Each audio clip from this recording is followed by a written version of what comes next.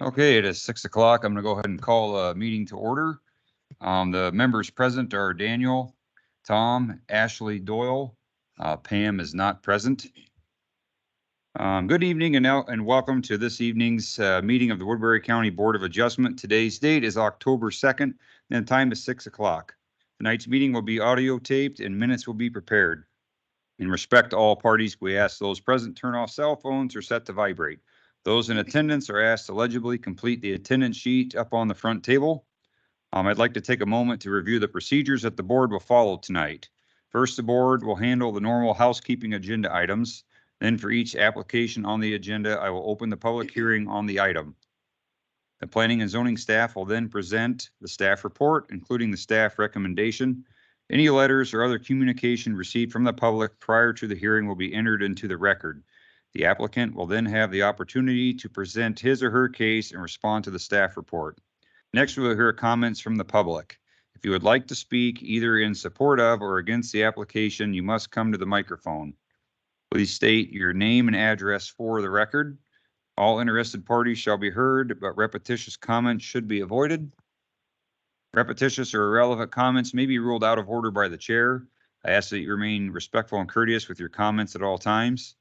After all public comments have been heard, the staff and applicant may make a closing statement. The hearing shall then be closed by a motion and a vote.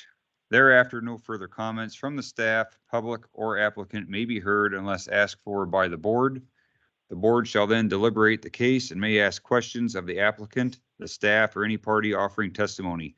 However, such questions do not reopen the hearing for additional comments from the public unless so requested or approved by the board. The board will then formulate and vote on a motion. The motion will typically either grant or deny the requested application. Any board member who has an ex parte communication to place in the record of this meeting should do so prior to the beginning of deliberation of the respective agenda item. Any person desiring to appeal the board's decision to a court of record may do so within 30 days after the filing of this decision with the Planning and Zoning Office. Okay. First of all, do we have any public comment on matters not on the agenda? Okay, seeing none, I'm going to ask that we have a motion to approve the minutes from the July 3rd meeting? 31st, the July 31st meeting. I'll make a motion. Okay, we have a motion by Ashley. Do I have a second? Motion by Ashley, second by Tom to approve the minutes of July 31st. All those in favor say aye. Aye. All opposed, same sign. Okay, that carries. Okay, we're going to move down here to item 5. And I'm going to announce that the public hearing is now open. And I'm going to ask Dan if you would please read the staff report. Yes. Yes, this is a public hearing concerning a installation and use of a monopole telecommunication tower. AMG Technology Investment Group, doing business as NextLink, have filed this conditional use permit application to request to install a 120-foot monopole communication tower to supply high-speed internet to surrounding areas on the property located on parcel 87431630005 and addressed at 3846 245th Street, Anthon, Iowa. The proposed location is about 2.5 miles south of Anthon and about 4.2 miles northeast of Odo. The proposal's been properly noticed in Sioux City Journal's legal section on September 14, 2023. Neighbors within 1 mile in this case were duly notified via a September 13, 2023 letter about tonight's Board of Adjustment public hearing. Appropriate stakeholders, including government agencies, utilities, and organizations that have been requested to comment. The property is located in the Agricultural Preservation Zoning District. The Woodbury County Zoning Commission at their September 25th, 2023 meeting in this very room reviewed the proposal. They recommend approval of this conditional use permit to the Board of Adjustment. And after looking through the entire site plan and the overall requirements of what it takes to have a cell tower and the selected choice of this location, they fit with the criteria for being approved. And so staff had also sent their recommendation to the zoning commission as well and Board of Adjustment. And if I may, comment that a representative from the company NextLink is on the phone. Okay, with the public hearing open, would the representative from NextLink like to address the board? Yes. Hi. Can you hear me okay? Yes. Perfect. Yeah. Sorry I wasn't able to make it tonight. I made it last week. So my name's Shane McIntyre. I work for NextLink, and we are trying to provide high-speed wireless internet to the rural community. So in doing so, we work with landowners and the communities and place these poles within your guys' guidelines, each county's guidelines. I work for NextLink in Iowa and Nebraska. So I cover a little bit of a large area. I was born and raised in Sioux City.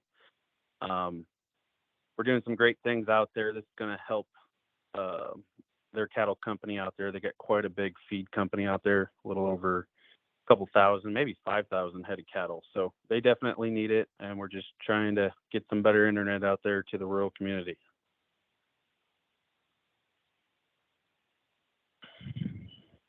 Okay, thank you.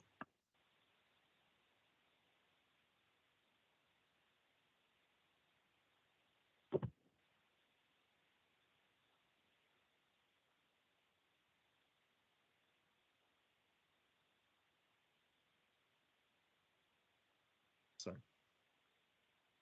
Ask Nancy.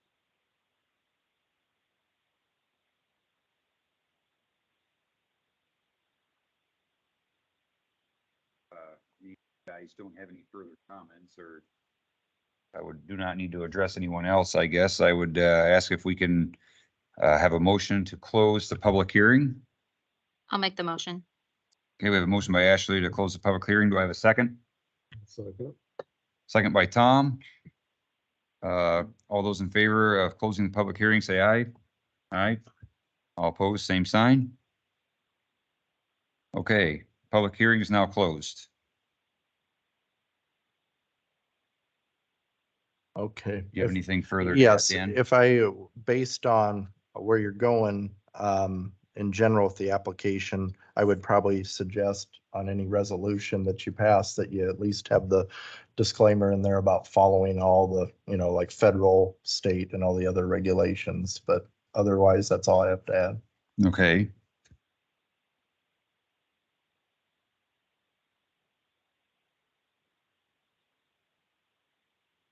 Do we have a proposed motion, Dan, that was recommended? Basically, you can have a motion to recommend approval of the application as proposed. Okay, But basically, you could say something of the nature of adhering to any federal, state, and local regulations. okay. So Okay, that's just a preliminary.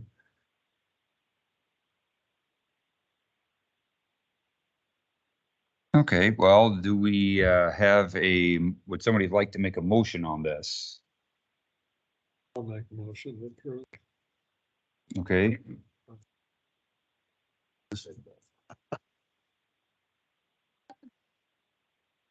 Say Tom's is defective.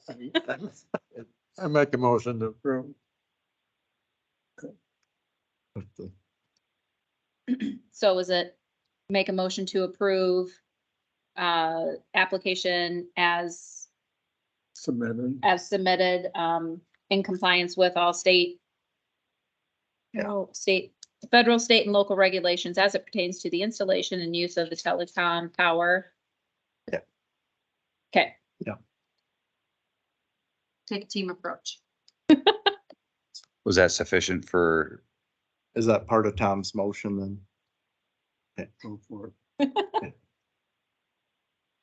Okay, so we have a motion by Tom to approve the conditional use permit as presented, as long as it adheres to the applicable federal, state, and local regulations to the use of the telecommunication tower. Okay.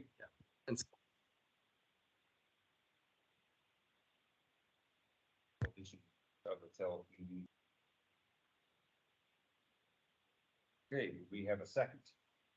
I'll second that. Okay, we have a motion by Tom and a second by Doyle. Is there any other discussion? Okay, seeing none, I'm gonna ask all those in favor, say aye. Aye. All opposed, same sign. Okay, motion carries 4-0.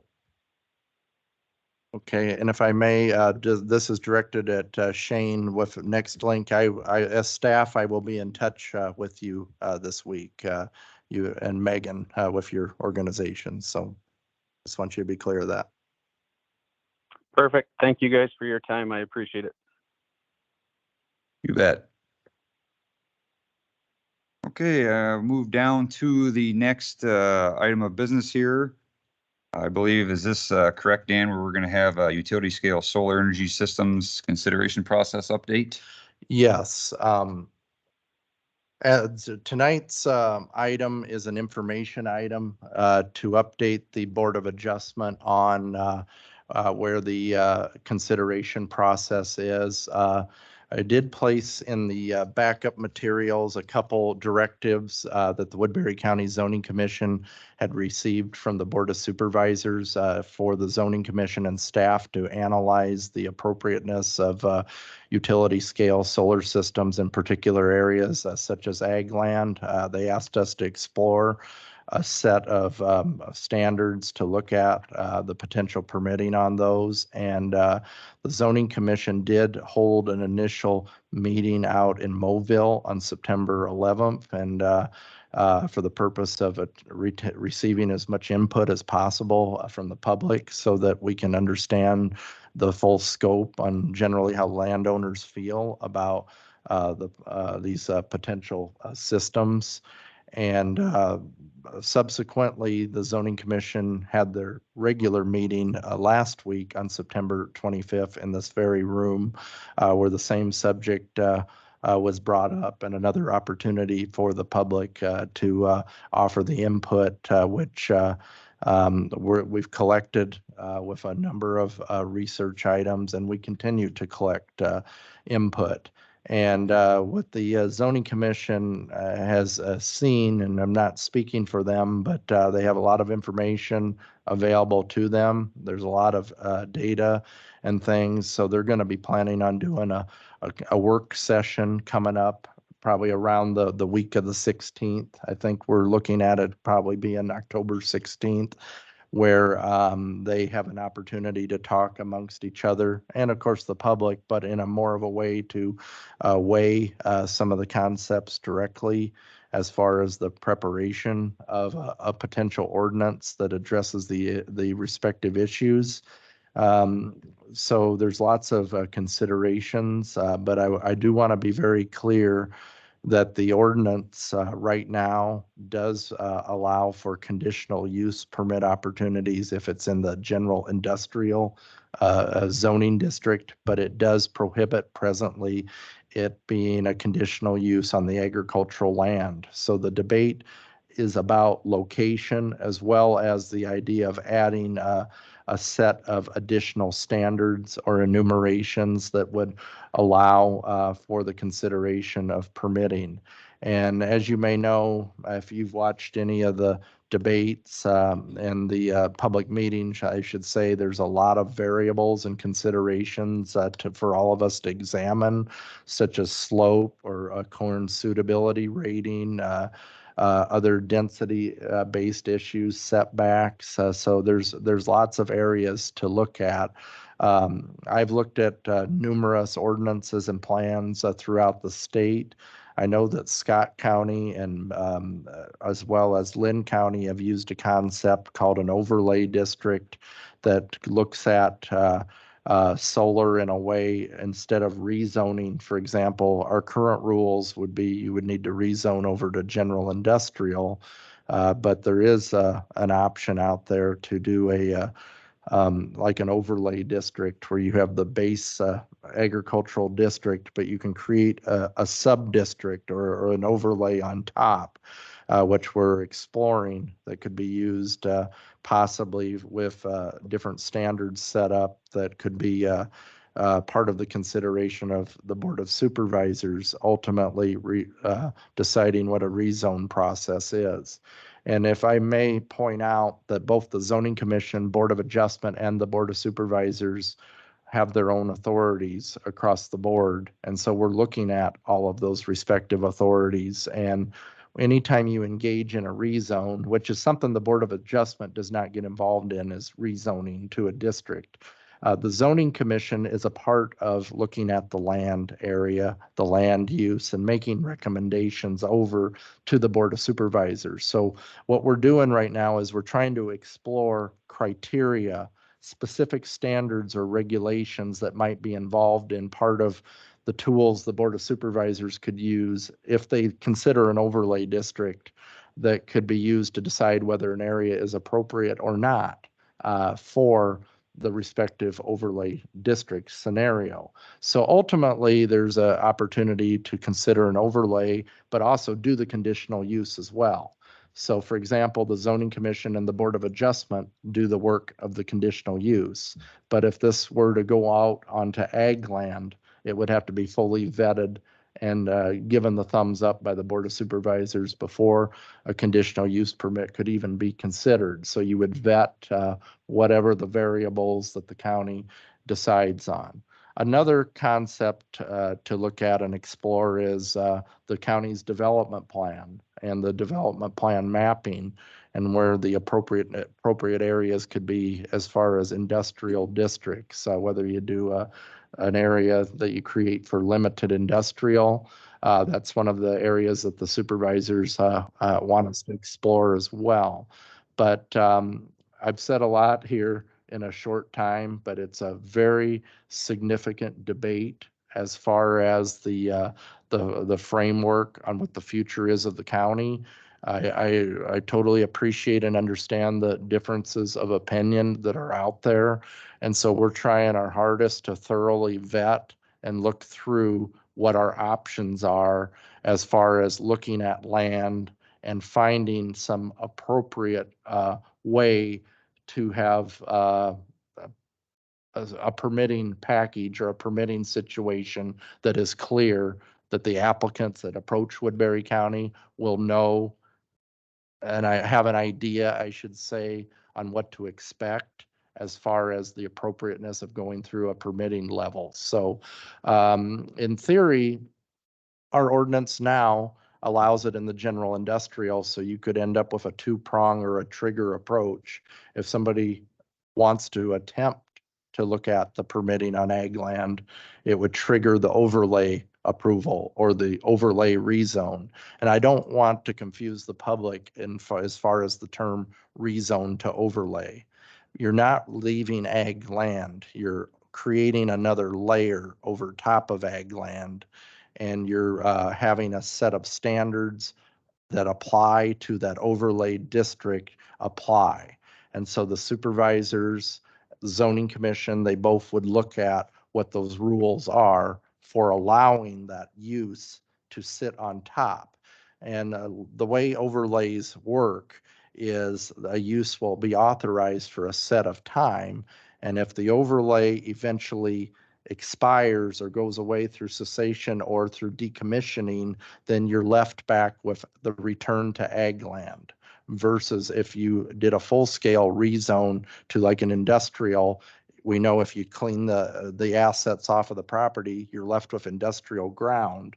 And then that leaves us with the debate on whether that's appropriate for the area or not. So an overlay is a term that comes out of a concept called smart planning, which looks at the fluid world that we're in, but it has major standards as far as how these particular districts can be used. Two examples of an overlay district. Number one, we have conservation already written into our ordinance. We have, not to my knowledge, have we executed it, where the supervisors have rezoned an area of AP or other areas to a conservation overlay, but we have those tools that are in the hands of the supervisors. Right now, their consideration for that is to consider CSR.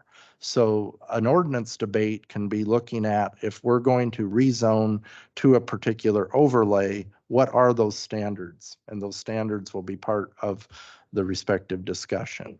And so with that said, the other second example of an overlay is the floodplain. The floodplain district is an overlay. You have floodplain on AP land, you have floodplain on AE land, SR, general commercial, it's out there. It coexists with the other districts, and we have different permitting standards when you're in the floodplain. And so that's how you can kind of control land use as far as the different districts. So I just, again, want the public and the Board of Adjustment to be aware that this will be part of the conversation in the weeks ahead. Again, the zoning commissioners, it's looking like October 16th, probably around their 5 o'clock meeting time. We'll be setting that in stone here shortly to get the word out. But it will be more so a homework session where they work on this organically so that we can look at the comments that have been received, many of the best practices across the industry, across the state, and attempt to craft a recommendation. And again, what the zoning commission comes up with is not the final word. The board, this has a potential to be debated multiple times, maybe multiple public hearings at the zoning commission level. And of course, the Board of Supervisors have the full prerogative to debate it at least 3 times at their public hearing. If they're not happy with the product, they have the full authority to send us back to the drawing board as well. So the sky is the limit as far as public participation and debate, and I continually welcome comments. So I encourage everybody to reach out and let us know. And like I said, the last 2 public hearings, we've learned a lot, and we hope to continue to learn more. So that's all I have. Okay, thank you, Dan. That was a very thorough update, and I appreciate all your hard work on that. It's a lot to keep track of. Does anyone else on the board have any questions for Dan regarding anything he presented? That process would start with the Board of Supervisors, wouldn't it? The process that I'm describing in hypothetical, or you're talking about the changing of the ordinance? No, the process and the hypothetical. Okay, the process in the hypothetical, what would ultimately happen, like with our other applications, is staff would, community economic development would receive an application. The application would be directly for the rezone. So whatever we decide to label the district, we might call it utility scale energy overlay district. They would submit an application for that, and on the application, they would have to respond and provide the information where they believe they could meet the criteria for approval. So whatever we decide that criteria to be through our public process, they're going to try their best to meet the application requirements. So that application would, like any rezone, go to the zoning commission. The zoning commission would scrutinize it. Staff would scrutinize it too, make a recommendation. It would be at a public hearing level and stage where the public can interact and discuss it directly with the zoning commission. One of the proposals the supervisors have is to do the 1 mile notice, similar to what was for this evening for the cell tower. So the 1 mile would capture more people that directly get a letter and tell them that this is going to be in their neighborhood. So ideally, the way zoning ordinances are, we hope that a lot of the legwork would be done at the zoning commission level as far as identifying the red flags and the major issues that could happen. And so the rezone is designed to collect that info, come about with a recommendation. The zoning commission may decide it's appropriate. The zoning commission may say it's not appropriate. But that recommendation is sent up to the Board of Supervisors who receive that documentation, and then they can decide ultimately on the scheduling of the 3 public hearings. So we could, typically folks will routinely see me come up and ask the Board of Supervisors to schedule 3 public hearings, and I'll ask for the times and everything and kind of let them know the rationale behind that so they know that that's an upcoming debate. So that's even another check or another balance in there as far as debating the issue. But ultimately, bringing that material would go to a set of 3 public hearings, all at set times where they have to look at the debate and thoroughly debate the issue.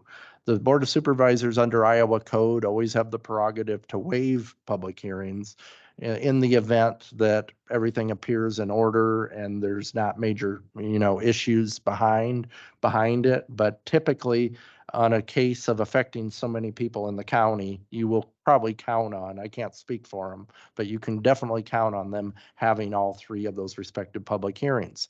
We've all seen historically that we found that maybe things aren't perfect at the public hearing level of the Board of Supervisors. We've seen proposals change. We've seen new information come in. And so adjustments have been made, whether it's deciding a distance or things like that have come about.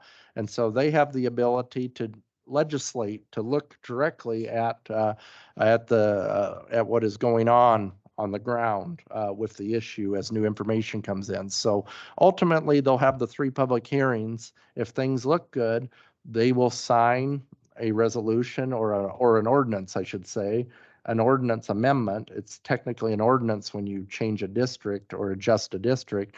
Then that ordinance has to be published before it becomes effective. So it takes so many days before one of the local official county papers will be able to run that, and that becomes the effective date. And so what the overlay district does is it authorizes the conditional use to now be considered. And so now you would go through a level of understanding on what the issue is about with a development plan or a site plan to let you know the scope of the project in general. Well, much of that can fall under the conditional use, and it can be a signal to the zoning commission and to the Board of Supervisors that, yes, this area has been deemed appropriate as far as consideration of the conditional use permit. And looking at how this has been done in the past, it will be definitely the goal of the applicants to try their best to ensure that everything lines up at the level of the rezone. But with any application, when you have 2 concurrent processes and more information involved, there's always that chance that, hey, a conditional use, is it meeting the requirements directly for conditional use? The goal is hopefully that they all kind of line up perfectly, but we are in the business of information. We are in the business of learning things. So the overlay district can be construed as giving and authorizing a particular area. Now, the Board of Adjustment typically does not get involved in specific agreements with the county. So it's going to take a collaborative effort where if you do a decommissioning plan or a road use plan or specific legal documents that may very well be required out of this debate, the Board of Supervisors would ultimately be in charge of that aspect. So then it would be on the Board of Adjustment to say, hey, maybe this is approved based on the condition that you get this decommissioning plan, you get this done. So you're basically, it could end up being a very cross pattern permit application where you're running here kind of almost a scavenger hunt to an extent for the applicant as far as getting everything approved. So yeah, any agreement that you would directly have to do with the county would probably be reviewed by the county attorney's office and go through and be approved by the Board of Supervisors. So that's one hypothetical if this would be, but it's important to talk about hypotheticals because they could be possible routes to go. As far as the county development plan, that is something that will be coming up here eventually, hopefully well after harvest and everything is complete so that there's full access. But the development plan's been slowed down a bit because of a lot of the key issues going around the state. And the development plan can also be a time of deciding what kind of county we want to be. And even last year, the development plan, there's been meetings in Sergeant Bluff, meetings in Hornick and Mobile led by Aaron Berzima with Simcoe. They spent a lot of time at the fairs, even a couple years back, collecting the surveys and trying to get as much information as possible. But I had a brief meeting with Simcoe on Friday, and I said, hey, we've got a lot going on here in Woodbury County, and we're going to have to be setting up future debates here with the zoning commission as far as the development plan. And so Simcoe is still open to receiving comments or anything about the respective language. And again, a development plan is about the priorities of the county. What kind of county do we want to be over the next 20, 25 years? And so all of these issues encompass that. And so development plans are proactive policies. Ordinances tend to be reactive quite a bit, unfortunately. They can be proactive, but the development plan is really a good time to look at the map. We have a current future land use map. The new one that's proposed pretty much follows the current legacy of what Woodbury County is. So it pretty much matches 2005. And so those are some things to kind of keep down the line. So this ordinance debate could come about a number of ways, doing the overlay district, maybe looking at future areas of industrial. So it kind of depends on as we continue to assess everything. But the overlay is definitely a concept that can be looked at as a tool for looking at not only this issue, but maybe other issues kind of in the future. So it's the reason it was brought up is because it was already kind of embedded in the ordinance as far as the conservation and what we've learned from other jurisdictions. So I hope that kind of helps. Does anyone have any other questions or comments for Dan on that? Good job on that. That took a lot of work to come up with all of that. And I think it gives us an avenue to get everybody's say on things. And one of the things that I know I was very adamant on was in a project that can change the look of a county, that should not be up to just 5 unelected people. And this gives us a good avenue to have elected people have that beginning say on this. And I think that's very important. So good job. Thank you. If you don't have anything else at this time, Dan, I'm going to ask, is there any public comment on matters not on the agenda?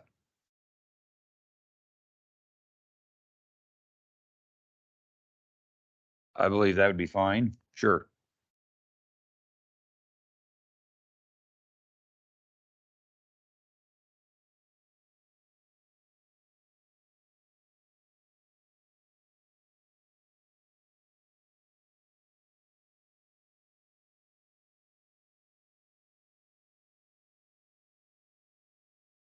Summarize, say, and I assume that's the only summary. So for example, Eric Nelson spoke in Mobile, and he said these solar places are are industrial commercial entities. And that's what they put online, what he said. But what he said was they're a commercial industrial entity. They do not belong on ag land. So I feel like what they put online was not what we intended.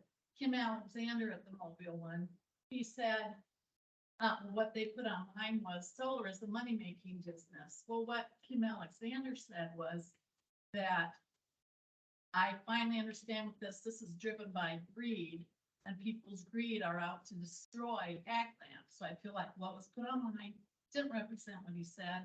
I spoke, and they said that we need to, preserve the land. That was what I said.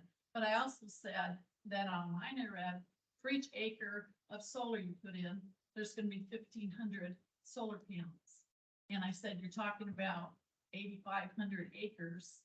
And I said, these solar panels are only good for 10 years or less if you have, hailstorms. And sometimes they don't work as long as they say. And when you're done with them, you can't recycle them. You bury them underground. They have toxic chemicals that can leak in the ground. You're gonna fill your landfills up. A lot of times they just stack them on the ground as an ugly eyesore. That was not mentioned online. And, at this last meeting here, we had 5 people that spoke against it and 3 that spoke for. They only mentioned, Daniel Segura, talked about the overlay. We had, Ann Johnston was here. She talked about how these solar panels are made in China by the Ugyars and slave labor. And she said that it was unconscionable to promote this. And, there was also, you know, the other people, they were not even mentioned that they were there. So you say you're gonna do this, you're gonna get public input, and then that public input doesn't go to the bodies that decide things. So I feel like that's really not fair, that maybe you should have a transcript of what was said to be on there. And also, when you mentioned at the last supervisor meeting, you said there's 3 options we can consider. One was the overlay, one was with C, and I don't have my notes right now, it's the third one, but there really is a 4th option. And that's what people are communicating, that they believe that the ag land should stay ag land and that it should be an industrial commercial. And we're getting the impression that you're shutting out that option and that's there. So I just, you know, would encourage that maybe it wouldn't be that hard to make a transcript of what actually said. And that, you shouldn't give the impression that you know, have not the option of deciding to keep it out of ag land, you know, without overlays, without Cs, and maybe an industrial commercial. So that's all I have to say. And I appreciate the work y'all do, but that was just kind of frustrating. It's hard for people to come to these meetings. You know, they don't normally, you know, speak in public. And then it's really discouraging when what you say is mischaracterized. Thank you. Okay, thank you.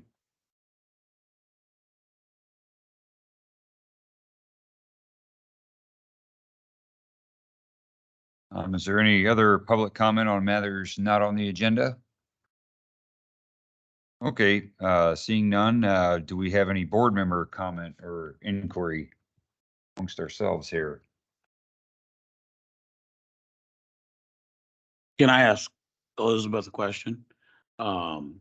So who was it that, you feel made the, who wrote that, what you feel doesn't comply?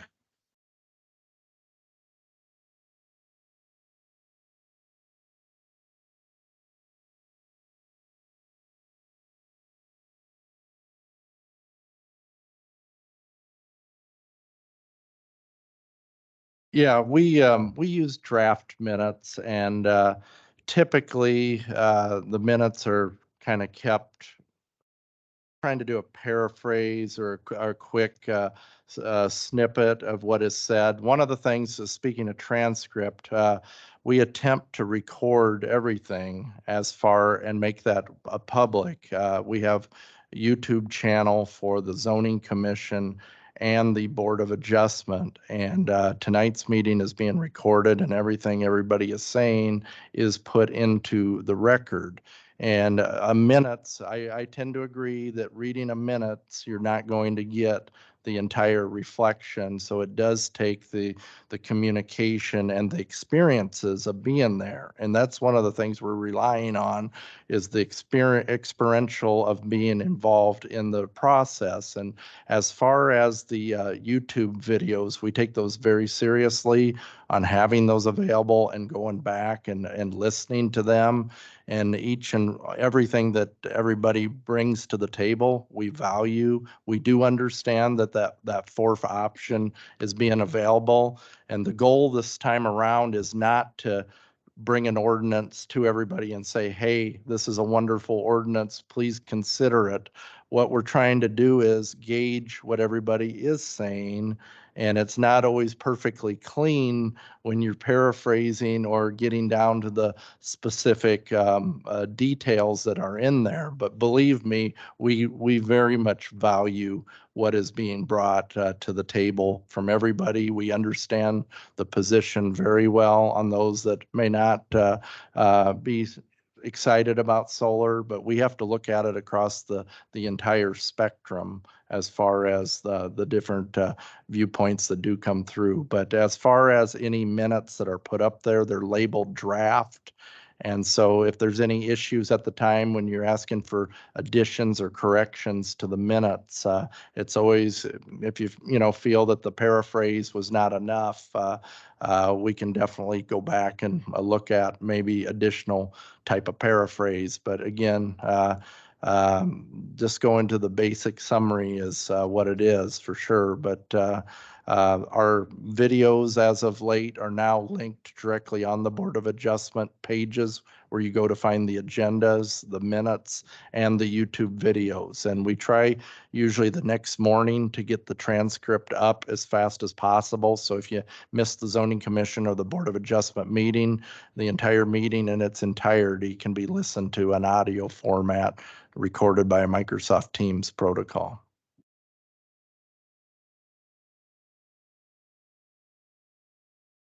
Okay, if there's not any further board member comment or inquiry, I would ask Dan if there's anything for a staff update for item 8. Just generally, as I referenced before, we're continuing the process of looking at this. We're looking at October 16th at 5:00 p.m. We'll put it in stone for the work session for the Zoning Commission. It'll be likely down in this room. And October 23rd will be the normal meeting of the Zoning Commission, and that will be another opportunity to look at solar. And they have, I think, it's a busy time of year for them. They've got multiple agenda items as well that night. So that's all I've got. Okay, thank you, Dan. With that, do we have a motion to adjourn? I'll make a motion. Okay, motion by Doyle to adjourn. Do I have a second? I'll second. Okay, second by Ashley. All those in favor, say aye. Aye. All opposed, same sign.